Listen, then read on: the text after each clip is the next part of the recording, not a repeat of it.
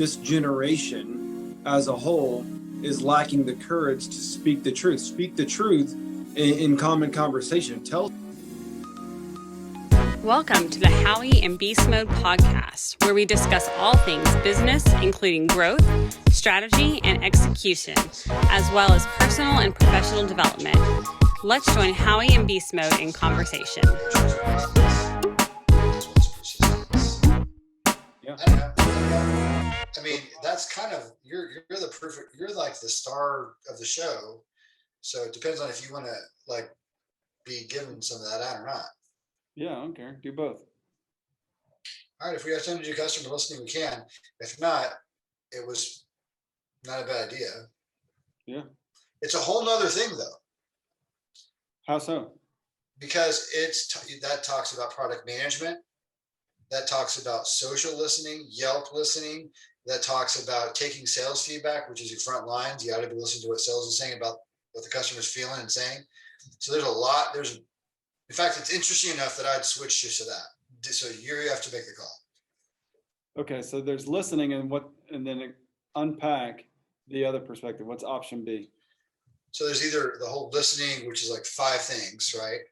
Or it's this process of executing your business with customer empathy and with customer understanding of their life cycle, or if you're trying to make change internally in a company, understanding those life cycles and influencing change with patience and with persistence. How do you get the information, or how do you get the knowledge to implement what you just described?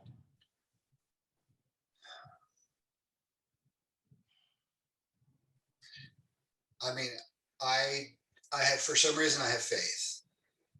I basically have I have a combination. For me, why I can do that right there is part of it's experience, that things take a while, and then I have to get consensus and learning a little bit about how to build consensus with a group and all that. So part of it's kind of just experience. Part of it is empathy, which is like putting myself in their shoes. Like, this customer has more to do than me, right? And like, what are they going through, right? So that empathy. And then the third part is a little bit about faith and hope. And I don't mean in a spiritual way, although that might help people for sure with this. That could help people. But I mean, faith and hope that if I deliver in a quality manner and I think about the customer and I build this and execute it well for them, that when the time is right for them, that this will at least be able to be at bat. You know what I mean? So it's kind of like experience, empathy, and hope. Okay. Let's talk about that. Let's talk about.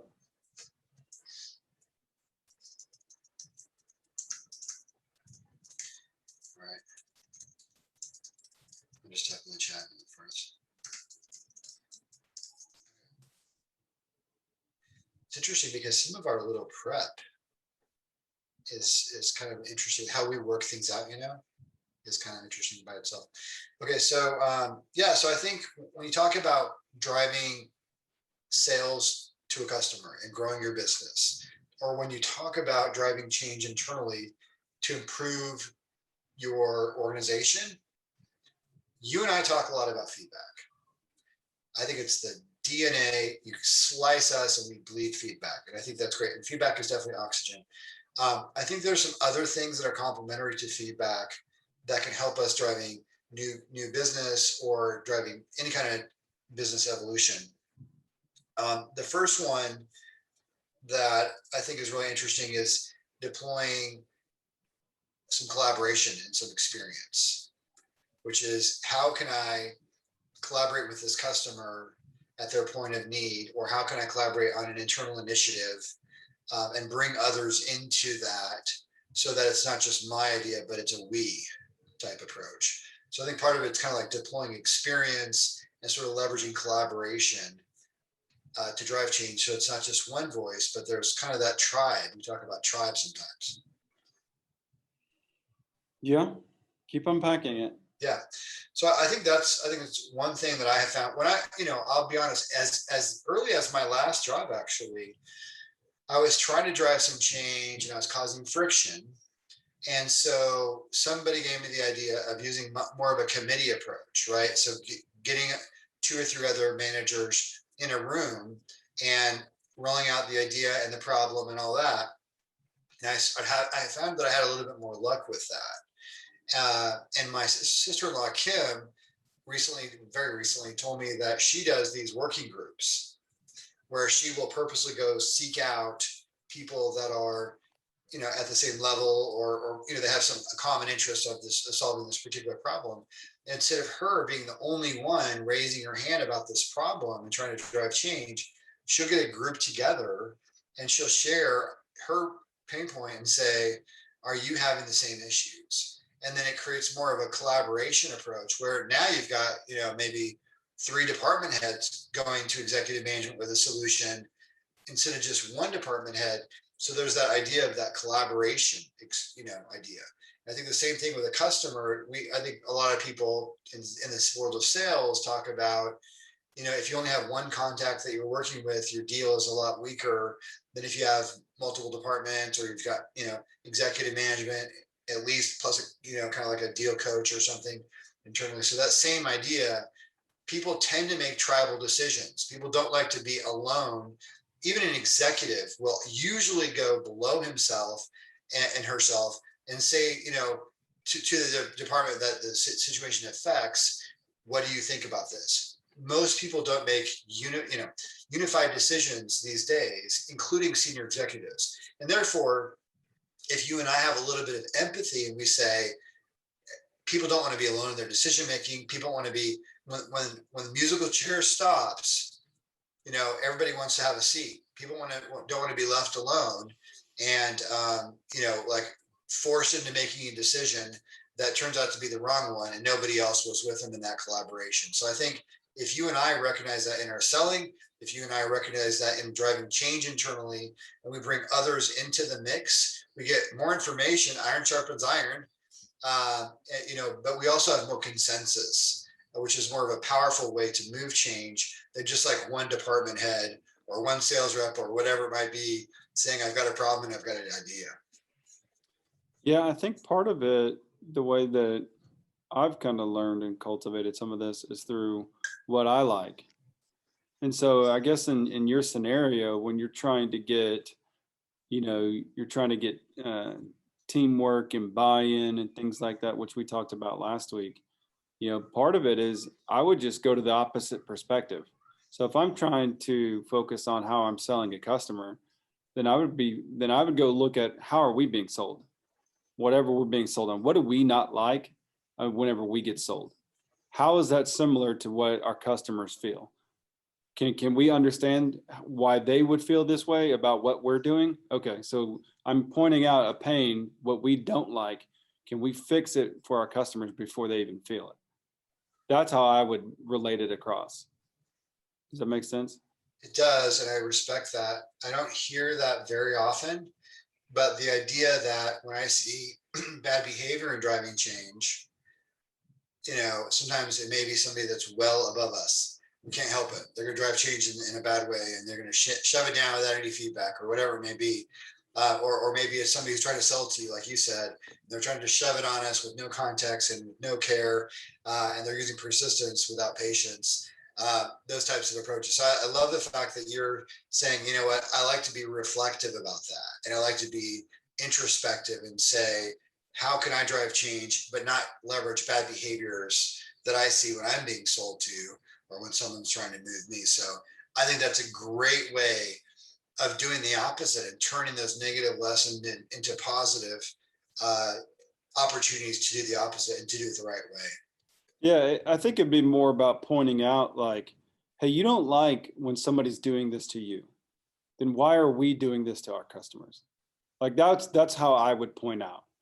And I mean, honestly, I know that you said, I forget the gentleman's name that the podcast. Chris Walker. You totally sound like Chris Walker right now. Yeah. And I need to go listen to it, but I mean, quite frankly, the stuff that I'm coming up with, I'm coming up because I see it. I see people doing it to me, and I'm just like, this is not effective at all. It doesn't make me want to move the needle at all. It makes me want to block you and make you go away. And so how can I do the opposite. And so I used the negative information that was coming in at me and said, okay, well, maybe then I retrospectively looked and said, am I doing some of this? No, but kind of. Okay, so let me go complete 180 and see what that looks like and see if I get results from that. And that's what I've been doing. And it kind of works. Yeah. No, it's really good for sure. And I think not to detour from business, but I think our personal lives matter a lot as well. And I think if we can learn from some of those, whether it's the way you were raised or the way that, or we can bring it right back to work and we can just say your boss treated you or whatever. And if you can do what Beastmode is saying and really try to learn from the negatives and grow, yeah, it hurts, whatever it is you went through, or maybe you are going through, and maybe those things hurt for sure. But if you can learn from them, then it will make you a more powerful source for light and good and effectiveness wherever you go, because you're learning from not just from outstanding examples, which we all have some of them, but we also have the negative ones. So I love that you brought that up, and I think it applies to personal as well as business. I do feel like it's empathetic on the front end. It's like so for like reaching out and engagement, people are doing it so wrong in my opinion. And that's okay. It just makes my approach, that much sweeter, and that's cool. Mm-hmm. But I think it's empathetic because I don't want to do that. I know how it feels. I know that it feels intrusive. I know that it feels disrespectful. I know that it's it's pushy. What did you say? Persistent. And so for me, it's okay. I want to be empathetic towards that. And so I don't want you to feel the way that I feel. And so I'm going to be empathetic on the front end. Before I even find out, before I even anything like that, I'm going to choose to be empathetic and change my approach. Does that relate? Yep. To what does it relate to how you're talking about this? Yeah. How you're talking about empathy? Yeah, I think so. Perfectly. But you're gathering empathy in a different perspective, right? How did you say that you're gathering it? Yeah, I mean, I'm just going to add a different dimension. It's not a replacement, it's just another angle of it. But I think when I am driving change, so we talked a little bit about deploying experience and collaboration, and we talked a little bit about learning from the positive or negative examples that we see, and leveraging, the negatives to do a positive approach, instead of just being, torn down by those all the time. But yeah, the second part of empathy for me is really imagination. And it's like, I am trying to sell to you, but you are, and I'm going to use your exact example. You're a small business owner, and I don't know what your personal life looks like. I don't know how many staff members you have, how many meetings you have, how many customers you have, but you're a small business owner. And yeah, I want to sell you this copier or whatever. But I don't know, first of all, and I'm not sure if you need a copier, but, as a small business owner, it makes sense to you, you'd love to have some certain amount of hardware to make your life easier, for sure. And so the theory is that you might need something, but I want to make sure I deploy empathy and compassion. So it's almost like empathy for me in business is putting myself in the customer's shoes. And there's a power to that, because if I care about you, then you can't stop me. And if I care about you, then I'm going to treat you in a way that you naturally would prefer to be treated. In most cases, you're going to have some weirdos. I'm not going to qualify my goodness because of the 1% weirdo. I'm not going to do that, because the 99% appreciate being treated with patience and empathy. And if someone who's in sales, so if we're going to stick to the sales example for a second, if someone in sales follows up with me and says, listen, I know you're busy. Here's an interesting resource. I'm here to help you. Please don't feel like you have to respond, right? Since when did a salesperson talk to you that way, right? Not very often. I happen to know Beastmode, by the way, actually does do that. Something very, I don't know, that's probably what you should take out. I like that actual little example. And maybe it's already in your templates, but literally he has more of a giving approach, a giving without expectation. Now, some of you Bible folks out there, like me and Beastmode, will recognize cast your bread upon the waters. After many days, it will return to you, right? So there's an approach where when you give selflessly like this in your business, that actually good will come back to you. That may not come back in the exact channel you expected or thought, or the timing that you were maybe imagining. Those are all things that are out of your control. You can control the way your hand extends. And that's what this man is doing right now. By the way, we're seeing some pretty phenomenal business impact from that. We'll probably do a podcast on that at some point.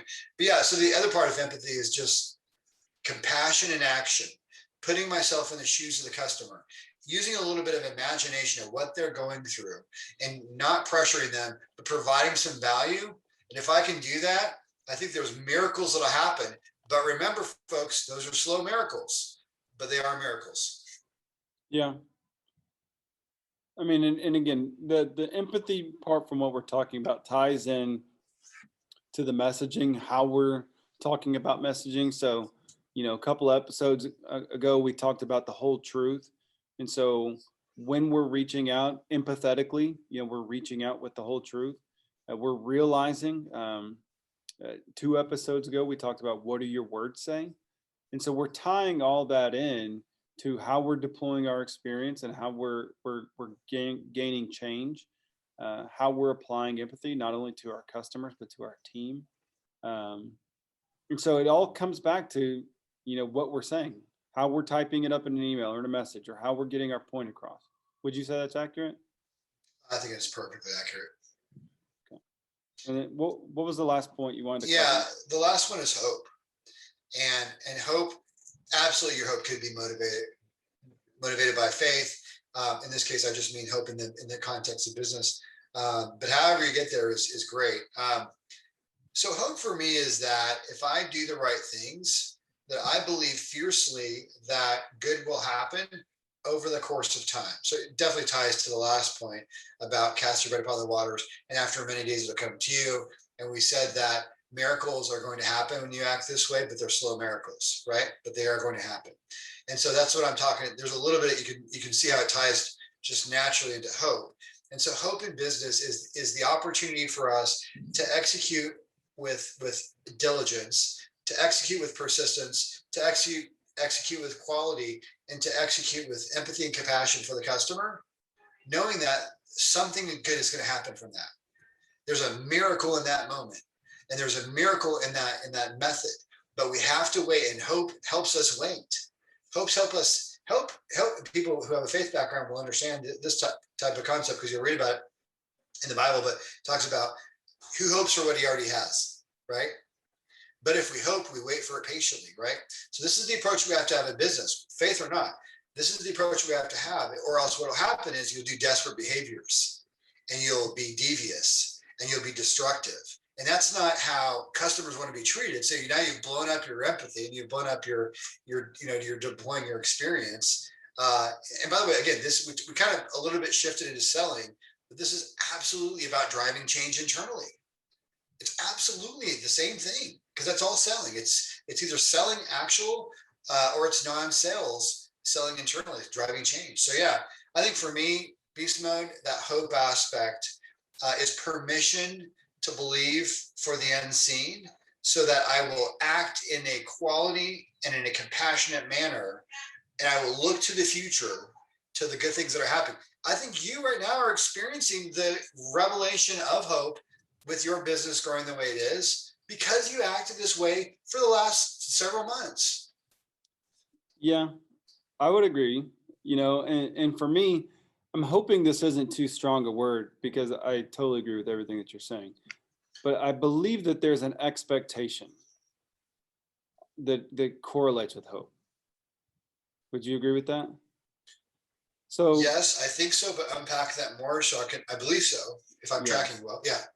So, and again, I know my personality, and I know that how I work. So expectation may be tipping a little bit more on the verbal scale for you, but to me, I don't think I can effectively hope unless I'm expecting. So I don't think I can sow this seed confidently in hope unless I'm expecting that at some point in time it will return positive, or not positively. It will return something. And so, but there's an expectation. It will come back. It doesn't mean I'm expecting tomorrow.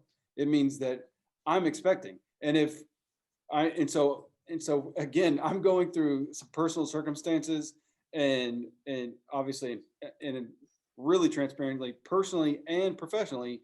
And so every day I wake up expecting change. Now I've been expecting the change every day for almost 1,000 days. And I'm not exaggerating. It's more than that, actually, just a little over. But I'm expecting change, and little incremental change has happened, but there's an expectation. I'm hoping something will trigger. I'm hoping one day this light bulb will turn on. And so I'm expecting it could be today. I'm expecting it could be this message, or it could be this phone call, or that's going to trigger the entire domino. So that's where the expectation comes in. Is this still too strong for you? No, I think you absolutely are right. And I think expectation is definitely right there with hope, hand in hand. I think that's great. And it's right there with belief, because that's what you're saying. I believe it's going to happen. But for me, it's like, I can kind of doubt, and then I may lose my hope. I may lose what the hope is supposed to pull me tight. It's supposed to, again, you're talking about, if I have this hope, it's going to change certain behaviors. It's going to change certain motivations. I'm going to keep doing this. I'm going to keep making my phone calls. I'm going to keep sending my emails. I'm going to keep, taking my necessary steps. I'm going to learn. I'm going to keep growing if I have the hope. But if doubt starts to creep in and I start to lose my belief, which is the word that you use, then I'm losing my expectancy, or I'm saying maybe it'll happen, but it's so far off that, now for me, it's like the hope is losing its grasp. So the expectation brings that hope in real tight. It keeps it real close to my chest, and it makes me stay in belief, stay in my daily duties, my perspective. Yeah, I think one of the things that can give people rocket fuel is to navigate from purpose, so that if hope falters, you still have your purpose. You know what I mean? Yeah. And I think, the purpose of, why do you want to sell that customer? Why? You can go get a job and make more than that, right? There's something that's driving you that has a purpose. And so there's a ferocity. If I have a purpose, that you can't stop me. And so that's almost like, it's almost like when the chips are down, you've got two soldiers back to back. You've got hope and you've got purpose. And one of them is gonna get you there. You know what I mean? And I think hope, on a day-to-day perspective, using empathy and having hope and having that firm, I don't know that hope is always easy. No. I think hope can be a forced act of belief. Yeah. And that, it's a choice. Yeah, I think so. Daily decision. I really think it's a choice. And then the other part is purpose, which is that I'm going to serve this customer because no one else may do that. And this customer has to take care of his family. And I have something that's going to help this customer. And if I don't do it, no one will.